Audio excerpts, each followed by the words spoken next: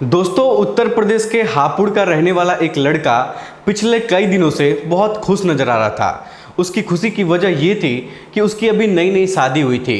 जब भी अपने दोस्तों से मिलने के लिए जाता था तो हमेशा मुस्कुराता था और बहुत ज़्यादा खुश रहता था, क्योंकि दोस्तों उसकी जो पत्नी थी ना, वो वाकई में दूसरी लड़कियों के अलावा दिखने में बहुत ज़्यादा खूबसूरत थी। तभी एक दिन वो लड़का कहीं जा रहा था और बीच रास्ते में उसके दोस्त से उसकी मुलाकात हो जाती है।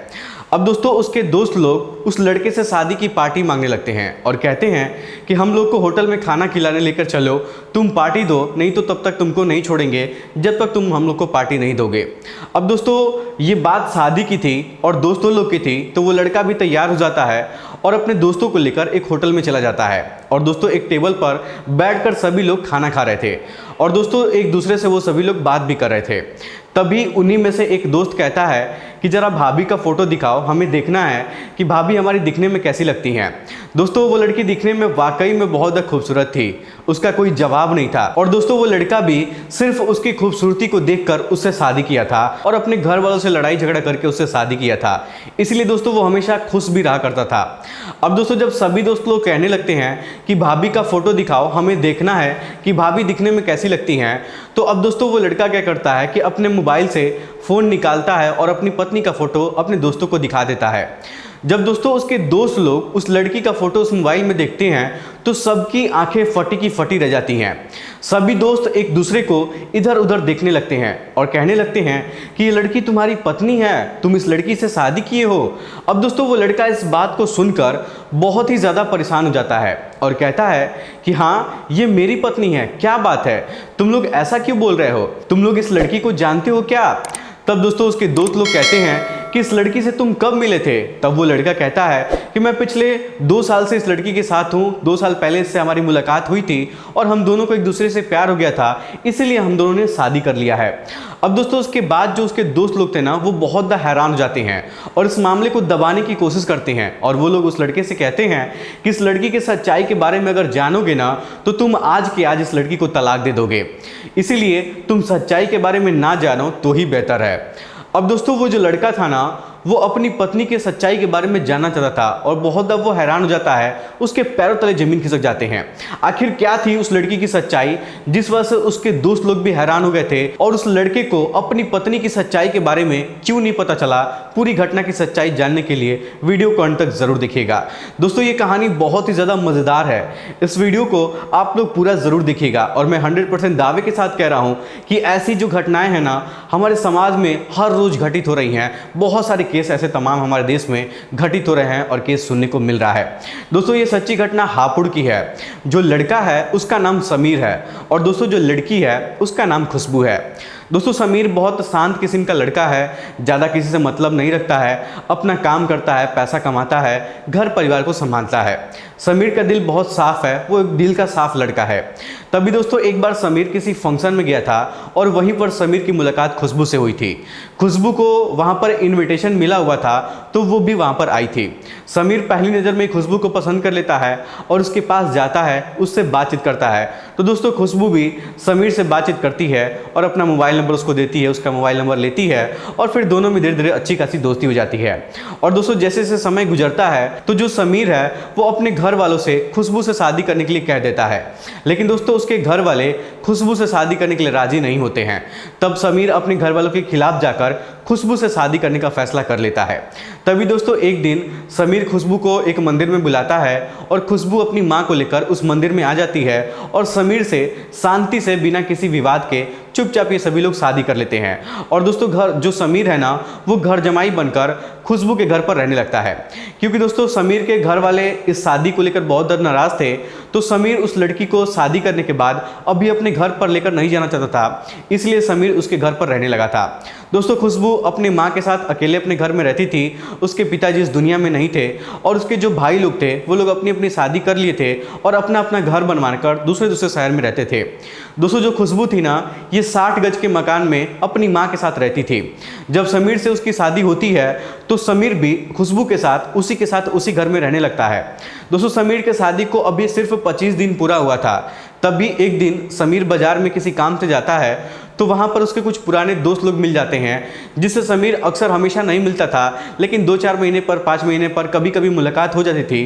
तो दोस्तों वो लोग समीर को एक चारों तरफ से उसको बाजार में ही घेर लेते हैं, और घेरने के बाद समीर से शादी का उसको बधाई वगैरह भी देते हैं और शादी का उससे पार्टी भी मांगने लगते हैं। और दोस्तों समीर के दोस्त समीर से कहते हैं कि समीर भाई आज तो हमें पार्टी चाहिए, शादी में तुम हमें बुलाए भी नहीं थे, लेकिन आज तो हम लोग तुमको नहीं छोड़ेंगे, अब कैसे भी करके आज तुमको पार्टी देना ही पड़ेगा। अब दोस्तों समीर भी सोचता है कि चलो कोई बात नहीं, शादी में इन लोग को इन्वाइट नहीं किया था तो चलो आज ही इन लोग को पार्टी दे देते हैं।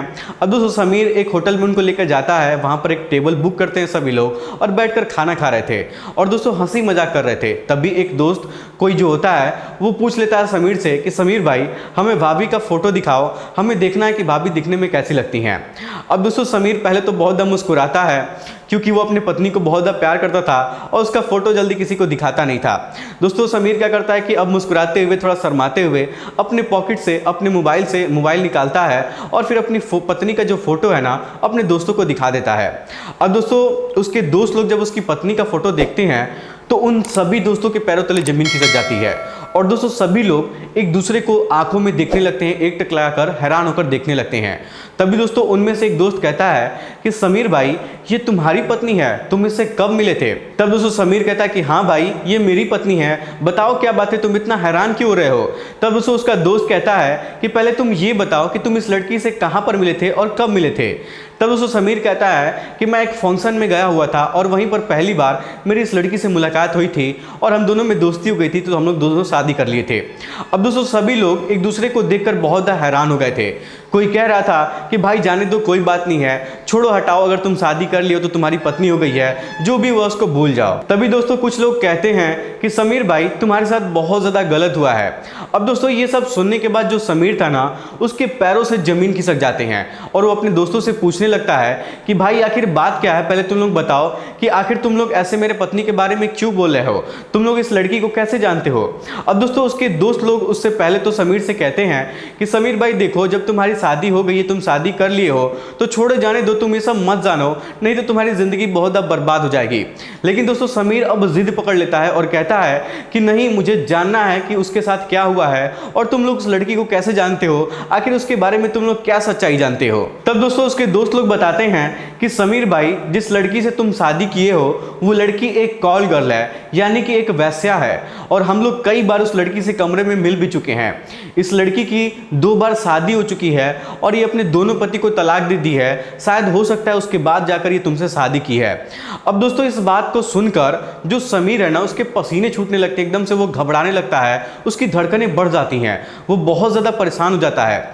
दोस्तों उसके दोस्त लोग उसको संभालते हैं, उसको पानी वगैरह पिलाते हैं, पंखे के नीचे उसको बैठाते हैं और फिर उससे कहते हैं कि देखो समीर, देखो जाने अनजाने में तुमसे गलती हो गई है, तुम उसके बारे में नहीं जानते थे कि वो अपनी ज़िंदगी में क्या करती है, तुमसे गलती हो गई है। अगर वो तुम्हारे साथ अच्छे से रहती है तो फिर तुम देख लो, तुम उसके साथ अच्छे से अपनी ज़िंदगी बिता लो, इतना सोचने की कोई बात नहीं है। अब दोस्तों समीर को खाना खाना अच्छा नहीं लग रहा था। समीर तुरंत उस होटल से निकलता है और खुशबू के पास पहुंच जाता है। खुशबू को और उसकी माँ को अपने सामने बैठाता है और खुशबू से पूछता है कि खुशबू, तुम्हारे पास्ट में क्या क्या हुआ है वो सारी बातें मुझे जाननी है। क्या तुम्हारी 2 बार शादी हो चुकी है और तुम उन दोनों को तलाक भी दे चुकी हो? अब दोस्तों खुशबू इस बात को जब सुनती है तो बहुत हैरान हो जाती है, क्योंकि खुशबू कभी भी इस बात का जिक्र समीर के सामने नहीं करना चाहती थी और वो नहीं चाहती थी कि समीर उसके पास्ट के बारे में जाने।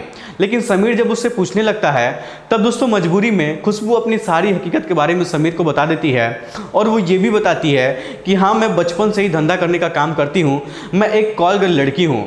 अब दोस्तों समीर को एकदम से झटका लग जाता है। समीर फुट फुट कर खुशबू के सामने रोने लगता है। खुशबू उसको चुप कराने की कोशिश भी करती है, लेकिन दोस्तों समीर बहुत ज़्यादा टूट चुका था। समीर कैसे भी हिम्मत जुटाता है और खुशबू से कहता है और उसकी माँ से भी कहता है कि देखिए, आज के बाद से आप लोग ये काम मत करिएगा, मैं ये सब भूलना चाहता हूँ, लेकिन आगे से ये सब नहीं होना चाहिए और मैं नहीं चाहता हूँ कि कोई भी मेरी पत्नी के बारे में इस तरीके की बात बोले, मुझे बिल्कुल भी अच्छा नहीं लगता है। दोस्तों समीर की पत्नी बहुत ज़्यादा खूबसूरत थी, इसलिए समीर उससे शादी भी किया था, लेकिन आज उसको समझ में आ रहा था कि उसकी खूबसूरती के पीछे की कहानी क्या थी। दोस्तों समीर सोचता है कि छोड़ो जाने दो, जो भी कुछ हुआ उसको भूलकर ज़िंदगी में आगे बढ़ा जाए। लेकिन दोस्तों जो खुशबू थी ना, और जो खुशबू की माँ थी, वो समीर से कहती हैं कि देखो समीर, हम लोग इस काम को बंद नहीं कर सकते हैं। ये लोग हमारे पूर्वजों ने हमें ये काम सौंपा है, हम लोग बचपन से ये काम करते हुए आ रहे हैं। तुम्हें हम लोग के साथ रहना है तो भी ठीक है, और हमारे साथ नहीं रहना चाहते हो तो भी ठीक है, हमको कोई भी एतराज़ नहीं होगा। अब दोस्तों समीर जब ये बात सुनता है तो उसको अपने ऊपर बहुत ज़्यादा पछतावा होने लगता है, क्योंकि समीर जो है ना घर जमाई बनकर वहाँ पर रहता था, तो उसकी थोड़ी सी भी इज्जत नहीं होती थी वहाँ पर। तभी दोस्तों समीर वहाँ से गुस्सा होकर अपने घर पर चला आता है और अपने छोटे भाई से अपनी पूरी बात बताता है कि उसकी पत्नी के साथ ये हुआ है और उसके साथ ये हादसा हुआ है। अब दोस्तों जब वो घर छोड़कर वहाँ पर चला आता है, तब समीर का जो छोटा भाई है ना, वो अपने बड़े भाई के साथ मिलकर एक प्लान बनाता है, और उस प्लान के तहत समीर अपने छोटे भाई को लेकर खुशबू के घर पर पहुंच जाते हैं, और वहां पर दोनों लोग रात को खाना खाते हैं। और जब दोनों को समय मिलता है तो दोनों लोग एक एक करके पूजा को और उसकी मां को रस्सी में बांध देते हैं, और उनको जान से मार भी दिया जाता है। दोस्तों उनके दोनों पैरों को चारों तरफ से बांध दिया गया था, उनके हाथों को बांध दिया गया था, उनके मुंह को बांधकर बिस्तर पर सुला दिया गया था। अब दोस्तों समीर और उसका भाई जब दोनों लोगों को मार देते हैं तो जल्दी जल्दी उस घर से बाहर निकलने लगते हैं और गाड़ी पर बैठ जाते हैं। तो दोस्तों उनकी स्प्लेंडर गाड़ी का जो चाबी है ना, वो कहीं गिर गया था, वो चाबी नहीं मिल रहा था। अब दोस्तों समीर और उसका भाई इधर उधर चाबी को ढूंढने लगते हैं, लेकिन स्प्लेंडर बाइक का चाबी कहीं मिल ही नहीं रहा था। और दोस्तों उस घर में एक स्पोर्ट बाइक खड़ी थी, तो उस स्पोर्ट बाइक के चाबी इन दोनों को मिल जाता है। तो अब दोस्तों समीर और उसका छोटा भाई उस स्पोर्ट बाइक की चाबी को लेकर उस गाड़ी को चालू करते हैं और वहां से भाग जाते हैं, और जो स्प्लेंडर उनकी बाइक थी उसको घर के दरवाजों के सामने खड़े कर देते हैं। दोस्तों जो बाइक थी ना, वो अभी नई थी, उस पर नंबर प्लेट नहीं लगा हुआ था। समीर वहां से अपने घर तो चला जाता है, और घर जाने के बाद चुपचाप रहने लगता है और अपनी ज़िंदगी गुजारने लगता है। ऐसा लग रहा था कि जैसे उसने कुछ किया ही नहीं है। और दोस्तों देखते देखते पूरे 3-4 दिन का वक्त गुजर जाता है, तो उस घर से अजीब तरीके की महक आने लगती है। दोस्तों पहले 1-2 दिन तो महक नहीं आ रही थी, बहुत कम आ रही थी, लेकिन जैसे ही 4-5 दिन का वक्त गुजरता है तो वो महक एकदम से बढ़ जाती है। मजदूरों को लगता है कि जरूर इस घर में कुछ ना कुछ हुआ है, क्योंकि दोस्तों कई दिनों से उस घर में ताला लगा हुआ था, वो घर बंद पड़ा हुआ था। अब दोस्तों मजदूर जो थे वो लोग उस घर का ताला तोड़ते हैं, और 4-5 मजदूर लोग जब घर के अंदर एंट्री करते हैं तो वो जो महक थी वो और भी ज़्यादा तेज़ी से महकने लगती है। तो सभी मजदूर लोग घर से बाहर निकल जाते हैं और घर का दरवाज़ा बंद कर देते हैं। उसके बाद दोस्तों तुरंत वो लोग पुलिस को फ़ोन करके बताते हैं कि सर ऐसी ऐसी बात है, इस घर में बहुत अजीब सी बदबू आ रही है, ज़रूर कुछ घटना घटित हुई है, एक बार आके आप लोग देख लीजिए। अब दोस्तों इस तरीके से पुलिस वाले वहाँ पर आते हैं, और जब घर के अंदर वो लोग जाते हैं तो वहाँ पे खुशबू का और उसकी माँ की बॉडी को देखकर बहुत ज़्यादा वो लोग हैरान हो जाते हैं। अब दोस्तों वहाँ बॉडी जो थी ना, वो धीरे धीरे एकदम से सड़ चुकी थी। ये सब देखकर पुलिस वाले बहुत ज़्यादा हैरान हो गए थे। अब दोस्तों कैसे भी करके उन दोनों के बॉडी को वहाँ से रिकवर किया जाता है और पोस्टमार्टम के लिए अस्पताल में भिजवा दिया जाता है। और दोस्तों पुलिस वाले जब वहाँ पर छानबीन करते हैं तो घर के सामने एक स्प्लेंडर बाइक खड़ी थी। पुलिस वाले जब मजदूरों से पूछते हैं कि ये बाइक किसकी है, तो मजदूर लोग कहते हैं कि साहब ये बाइक तो इन्हीं घर की हो सकती है, क्योंकि कई दिनों से यहाँ पर खड़ी है, ये बाइक तो हम लोग की नहीं है। अब दोस्तों पुलिस वाले उस बाइक का जो नंबर प्लेट है वो उस पर तो लगा ही नहीं था, तो उसका जो चेचिस नंबर होता है उसको निकालते हैं और एजेंसी से उसके मालिक का नाम निकलवाते हैं। तो जब रिकॉर्ड से निकलकर सामने आता है तब जाकर पुलिस वालों को सारी सच्चाई के बारे में पता चलता है। और दोस्तों फिर पुलिस वाले समीर के पास पहुंचते हैं और उसको गिरफ्तार करते हैं और उससे पूछताछ करते हैं। दोस्तों समीर तो पहले इधर उधर की बात करता है, कुछ साफ साफ नहीं बताता है। वो सोच रहा था कि शायद किसी को इसके बारे में पता ही नहीं चलेगा, लेकिन जब कड़ाई से पुलिस वाले उससे पूछताछ करना शुरू कर देते हैं तब जाकर समीर सब कुछ पुलिस वालों से अपनी हकीकत के बारे में बता देता है। समीर बताता है कि जो खुशबू है वो हमारे साथ धोखा कर रही थी, क्योंकि हम उससे सच्चा वाला प्यार करते थे और वो मुझसे झूठ बोलकर मुझसे शादी की थी, लेकिन वो तो एक लड़की थी, को वैसा थी और मुझे नहीं बताई थी कि वो इस तरीके का काम करती है। लेकिन मैं उससे बोला भी था कि तुम ये काम छोड़ दो, लेकिन वो इस बात को मानने के लिए राजी नहीं थी, उस काम को छोड़ना ही नहीं चाहती थी और मुझे कुछ समझ में नहीं आया और मैं उन दोनों को मार दिया। अब दोस्तों इस तरीके से पुलिस वाले उसकी बातों को सुनते हैं, उसका रिपोर्ट लिखते हैं और उसको गिरफ्तार करके उन दोनों को जेल के अंदर डाल दिया जाता है।